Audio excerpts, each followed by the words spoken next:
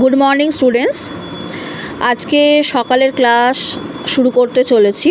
দেখো, আজকের প্রথম ক্লাস হচ্ছে পদের দ্বিতীয় পর্ব। পদের প্রথম পর্বের ক্লাস আমি নিয়েছি। সেখানে ছিল দেখো পদ কাকে বলে, পদ কিভাবে গঠিত হচ্ছে, বাক্যে সেই পদের প্রয়োগ, সব উদাহরণ সহযোগে আমি প্রথম পর্বের ক্লাসে আলোচনা করে দিয়েছি। এবার আমি পদের দ্বিতীয় পর্বের ক্লাস নিচ্ছি। দেখো, ভাষার যে রূপগত শ্রেণীবিভাগ রয়েছে, ভাষার তো দুটো শ্রেণীবিভাগ, একটা হলো ধ্বনিগত শ্রেণীবিভাগ আর একটা হচ্ছে রূপগত শ্রেণীবিভাগ।